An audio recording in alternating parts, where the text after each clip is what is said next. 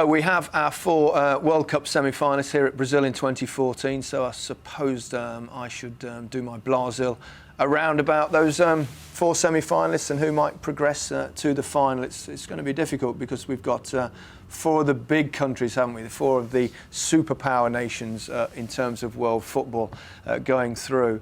And it's difficult to predict. Whereas in the rest of the knockout stage, I think what we've seen in the last 16 and the quarterfinals is that the favourites have always managed to get through somehow. It's not been easy. A lot of them have gone to extra time. A couple of them went to penalties.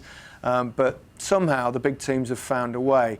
But in all those games, in both the last 16 and the quarterfinals, there was always probably a reasonably obvious favourite. And they managed to get through. Whereas in the semi-finals now, it's really difficult to know which side would be favourite. It's all fairly even, isn't it? You've got in the first semi-final, Brazil against Germany, two of the real heavyweights of world football, the two countries that have won the World Cup more than anybody else.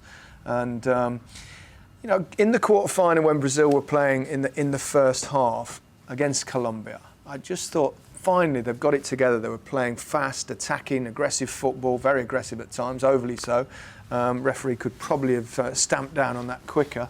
But they were playing good stuff. They were creating chances. They got a goal up at half-time. Colombia didn't seem to have an answer. Second half, they managed to get 2-0 ahead. And then it all went wrong, didn't it? They started booting the ball aimlessly out of play. They got overexcited. They thought they'd won it. They were just wasting time.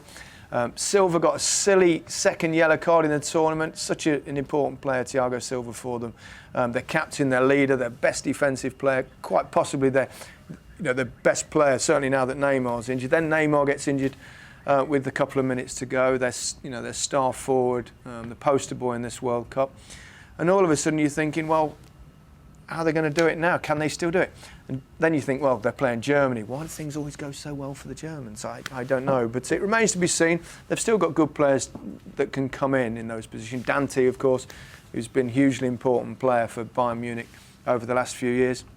And Willian could conceivably be the player that comes in to take Neymar's place, but tough shoes to follow. And what a real shame for the tournament that Neymar, who's been so electric at times, will be missing. And let's hope the injury heals and he's back playing at Barcelona next season.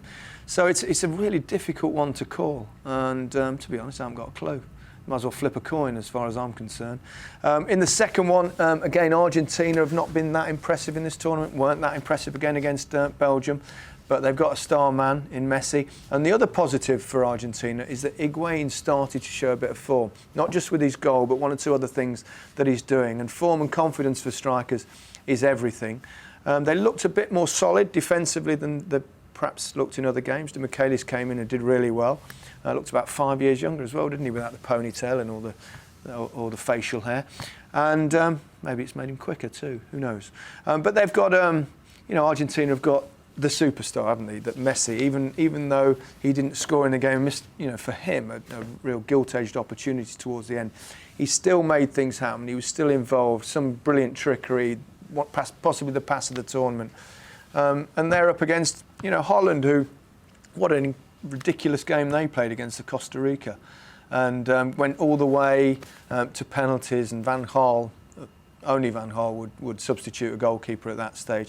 Funnily enough, we talked about that a lot in 1990, only after the event, and people said that Dave Beasant was on the bench. He was a huge figure and a well-known good penalty saver, but I don't think Bobby Robson would have dared taking Pete Shilton off. I'm not sure what Schultz would have done there. He certainly wouldn't have reacted the same as they did with the Dutch. And it's, in many ways, I've got a confession to make. It's quite possibly my fault that Schultz didn't save any in that shootout, because we watched the whole tournament. I roomed with Peter Shilton. And all the penalties that were taken in the tournament, every penalty shootout, we noticed that there were at least 2, sometimes 3 penalties went down the middle. So we decided prior to the game, and I influenced it a little bit, sadly, that Peter Shilton would stand and wait to see where they kicked it. The Germans kicked it. But sadly, everyone hit the stanchion, right in the corner. So even though you'll notice he went the right way on every single penalty kick, he didn't manage to get one because obviously he was waiting to see where it went and didn't take a chance. So my fault. Sorry, Schultz. Anyway, who's going to win it? I don't really know in that one either. But I've I tipped Argentina at the very start. I've not had too much confidence with them throughout, but they seem to be grinding their way to victories, and they've still got Messi, and he's ready to perform. So I think Argentina will go through, and if I had to pick the other one, I'd go for Brazil just.